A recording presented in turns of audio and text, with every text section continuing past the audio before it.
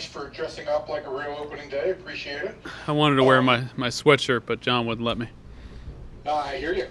I wanted to get. I know this has been a sensitive topic within the clubhouse for the last few days.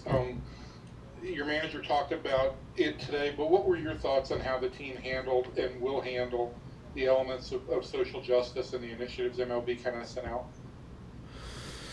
Yeah, it's been probably the last week or so. I remember the exact day. We've had a number of very honest, open conversations, and really amongst a very diverse group. We had a Zoom call with the entire club, and we had a number of in-person discussions, smaller groups. The players had a session with just players. But I think the overall, theme of those discussions was openness and honesty and sharing how everybody feels about some, very important topics, both in the moment, but obviously not just now. It's hundreds of years in to get to this point we're at now. And I was really proud of the group. I am proud of the group for their willingness to discuss these things that are. While there are some things that I think are pretty universal to the group, I mean, everybody is very clearly for equality and unity and social justice. I mean, there's there's no one here that I don't feel very clearly supports those things. But people have different comfort levels in how they want to express that. People have different feelings about some of the secondary and kind of tertiary themes and topics that come out of that. Different terms have different meanings to different people, and so again, just it was kind of, I was proud of the way that these guys handled themselves and had some conversations that I think can certainly on social media, but even just in the general public, can become like not very productive, right? And that wasn't the case here. These guys were able to share ideas and disagree on certain things in a constructive manner, a respectful manner, and ultimately, identify on the issues that they all agree on. And so, as far as how the ceremony tonight, that'll play out on the field. I want to allow that to happen, but. For a very challenging time in really in the country's history, and certainly for all of us, like these guys are, in my personal opinion, have handled it well and been very open and honest with each other. And from from your perspective, because as a GM, you're kind of in the middle on some of this stuff. How do you have to communicate anything with management above you? Did anybody have to get comfortable with any statements? Yeah, I don't really consider myself in the middle of it. I mean, I'm very supportive of what the players want to do. I think to answer your question specifically, yes, I certainly communicated kind of what the conversations were and what the feedback from the players were and the choices that they wanted to make as far as how to express themselves. I communicated that to ownership as I would do on any variety of topics. But very as an organization, we're very supportive of the players expressing their views here, and think it's the right time to do so. Next question, please. Go Levi. Hey, John. When we talked to you early June or whatever that was, it wasn't even a Zoom about this topic, but you kind of stopped and said, "Hey, I want to sort of address the situation before you started." And one of the things you said back then was that it can't just be a moment; it needs to be continued action, and there has to be tangible follow-ups. One of the things that struck me watching the video that was released today, and then also talking to Chris Woodward, was the reiteration that this is not just about what we do before the anthem. It's not just about wearing a patch, but there are plans to do other bigger actions later. Was that something that you sort of were able to influence, or did you sort of stand back and they arrived at that independently? And what can you tell us about that process? Yeah, no. So this was entirely player-driven. The video that was put together was kind of born in a meeting a few days ago that I think Kyle Gibson kind of brought up the idea, and honestly, I think in part it was because of what we're doing right now, the Zoom call, and the just the unique challenges we're dealing with the pandemic, and not having access, the players and vice versa, not having access to the media and the fans the same way. And I think the players wanted to make sure that they were able to express why they were doing, what they're choosing to do, because there's so much of it can be just perception, right? If you just see something, you see a message displayed on a sign or a T-shirt or a patch or whatever the case may be, that the viewer is the one that applies like their interpretation to it, right? Because they don't have the opportunity to sit down with everybody who is the people that are maybe expressing those thoughts. And so I think this was the video was that the players wanted to reach out to the fans and explain kind of their thought process. As far as action, we've had some other conversations in the organization, some big, some small, that are similarly driven, where they're what are some actionable steps that we can do to raise awareness and ultimately to make an impact in our community. And I think we'll continue to work on those. But I would argue that one of the bigger things we can do is just to continue to have these conversations. I looked around the room the other day. You had 6 or 7 countries represented, or maybe 5 or 6 countries represented. You had about as diverse a group as you could be. Everybody from early 20s to 60s in the age-wise in the room, from different backgrounds and different points in their career.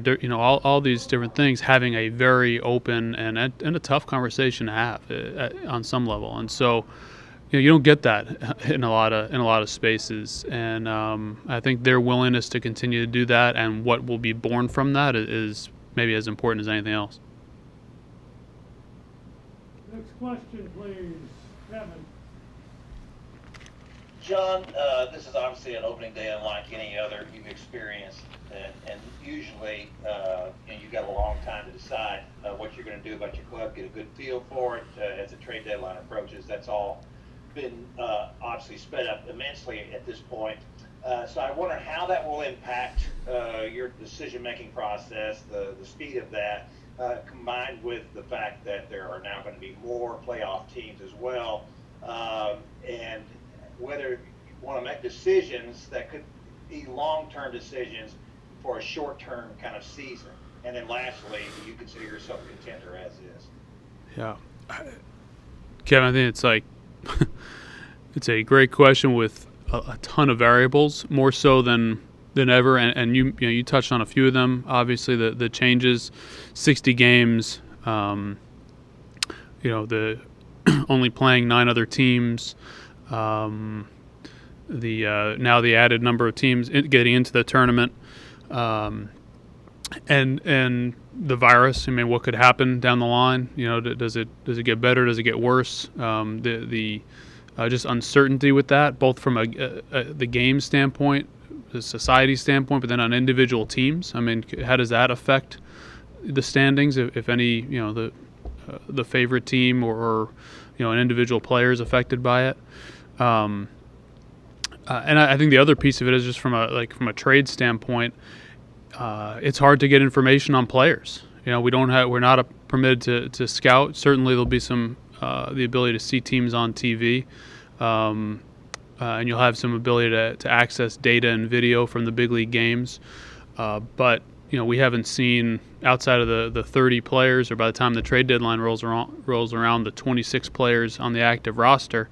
We won't have seen anybody else live in quite a while. So from a standpoint of trading for prospects or trading your own prospects, that's a huge variable that we're going to have to deal with, right? There's going to be such a huge difference in information that teams have. You have so much more information on your own players, even more than would normally be the case, because there's no minor league games and no access to see these guys. So all those things are going to play. I don't know exactly how that plays out. I do believe that we can contend this year. I think some of you have already touched on it, or written about it, or asked about it in the past. I think the historical DNA of the club of, going to score a lot of runs and question the pitching staff. We're almost a little bit the inverse of that right now, and have a lot of confidence in the pitching group here, and we have a lot of guys, a lot of talent offensively that consistency is going to be a huge piece of it. That'll, I think, largely determine where we go.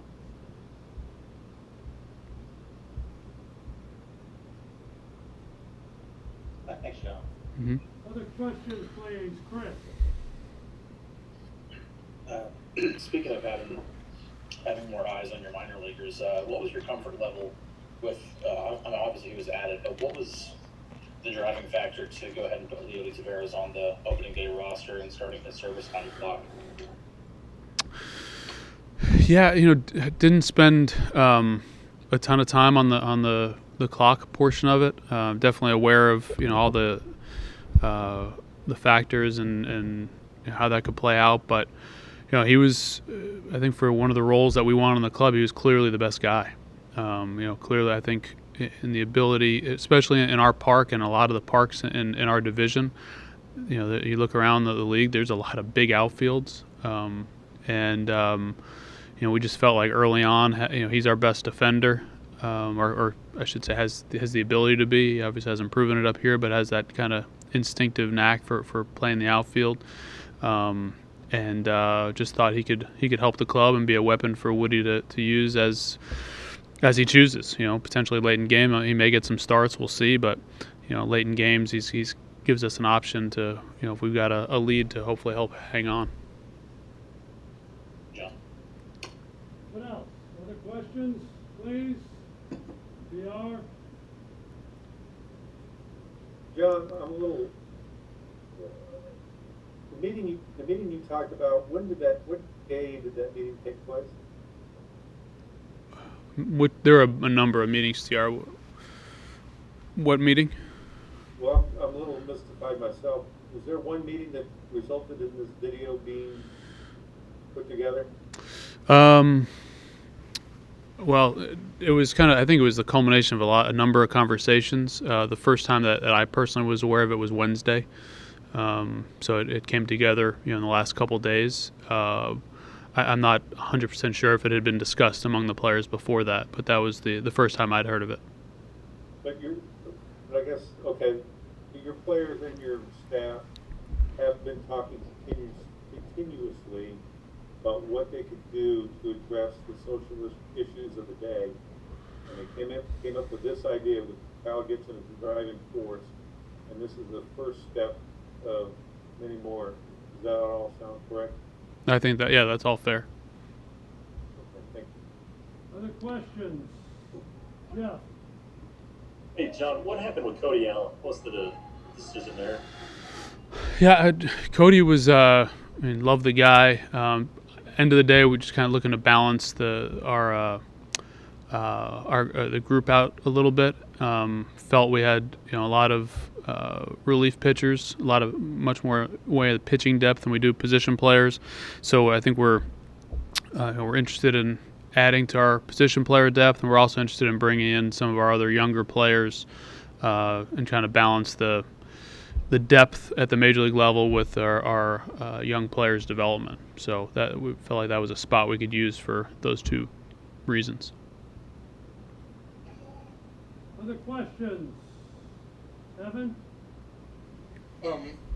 John, to further that on, you also put John King on the 60-man pool. Do you view him as a potential option because of his left-handedness, or is it simply because you want him to get some work? A little bit of both, but yeah, we do view him as a potential option. Yeah, we do. Saw him throw live BP. He'd thrown at one of the workouts, I don't know, a few weeks before we got started, and he's continued to get better, and felt like he's got an opportunity to help us if he continues to progress. His extreme strike throwing really works in his favor because he's a guy you can trust to throw strikes, right? Yeah, I mean he throws strikes, doesn't give free passes, and keeps the ball on the ground. I don't know how much you guys are aware of John's story, but he was his senior year in at Houston, like basically pitched with a torn ligament. He